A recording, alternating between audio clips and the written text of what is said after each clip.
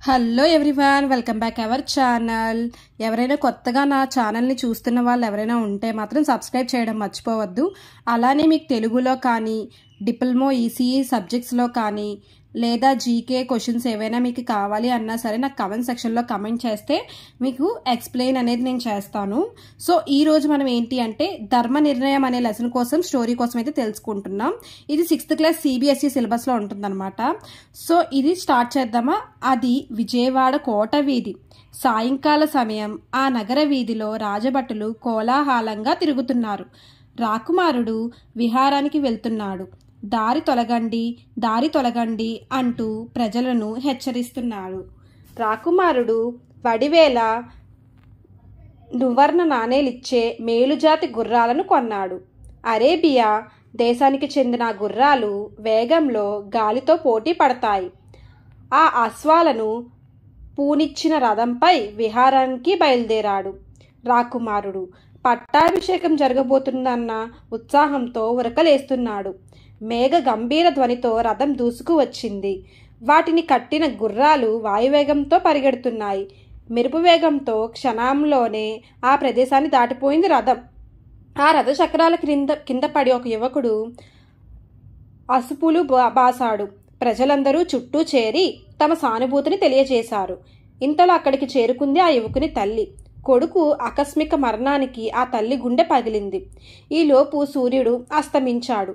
మరునాడు ఉదయం ఎప్పటిలాగే ప్రశాంత వదనంతో మూర్తీభవించిన ధర్మంలాగా కొలువుదీరాడు ప్రభువు మాధవవర్మ. అతడు ప్రజాను రంజకుడు, ధర్మబుద్ధి, ఆశ్రితవత్సలుడు, ఆపన్నుల పాలిట కల్పవృక్షం. ఆ సమయంలో శోకదేవతలాగా ఒక వృద్ధురాలు సభలోకి ప్రవేశించింది.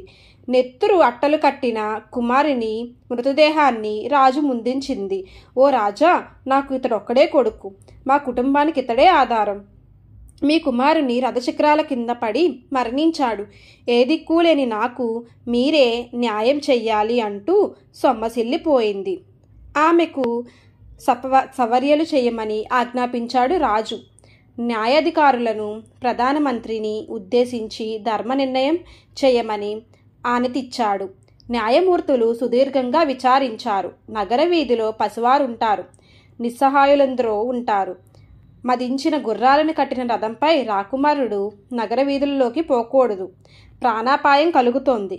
యువరాజు ఎక్కిన రథం వేగానికి ఒక ప్రాణం బలయింది. మరణశిక్ష తప్ప దీనికి మరో మార్గం లేదు. న్యాయ శాసనాలకు రాజకుమారుడి అని కానీ సామాన్యుడిని కానీ భేదం ఉండదు. ఇక్కడ బంధుప్రీతికి చోటు లేదు అని న్యాయమూర్తులు చెప్పారు. తీర్పు వింటున్నంతసేపు మహారాజు ముఖం ప్రశాంతంగానే ఉంది. మధ్యాహ్న సమయం సూచిస్తూ గంట మోగింది. సభ చాలించాడు. సింహాసనం దిగాడు. సింహాసనంపై ఉన్నంతసేపు గంభీరంగా ఉన్నాడు. గద్దె దిగగానే పుత్రవాత్సల్యం పెళ్ళుబికింది.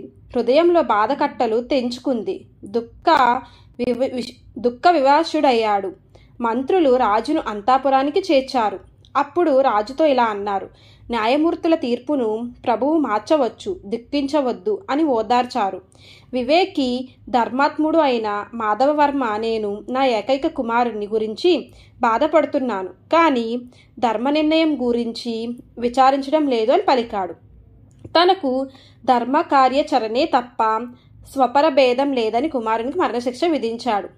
ఆ సాయంకాలమే ఆ శిక్షను అమలు చేశారు. ధర్మో రక్షిత ధర్మాన్ని మనం రక్షిస్తే అది మనల్ని రక్షిస్తుంది అన్న సూక్తికి నిదర్శనంగా దుర్గామాత తన భక్తుడైన మాధవవర్మ పట్ల ప్రసన్నురాలయ్యింది.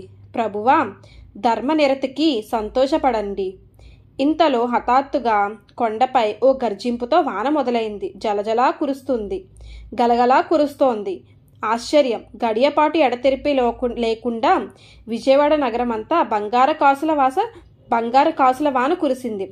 బిలబిలమంటూ ప్రజలు వీధులలోకి పరుగెట్టారు. అలా కనకవర్షం కురిపించిన దుర్గాదేవిని ఆనాటి నుంచి కనకదుర్గగా పిలుచుకుంటున్నారు ప్రజలు. దుర్గాదేవి అనుగ్రహంతో రాకుమారుడు, యువకుడు సజీవులయ్యారు. మాధవవర్మ ధర్మ నిర్ణయాన్ని ప్రజలందరూ మెచ్చుకున్నారు. రాకుమారుడు తరువాత యువరాజుగా పట్టాభిషిక్తుడయ్యాడు. ఈ వీడియో నచ్చితే లైక్ చేయండి, షేర్ చేయండి, కమెంట్ చేయండి, సబ్స్క్రైబ్ చేయండి.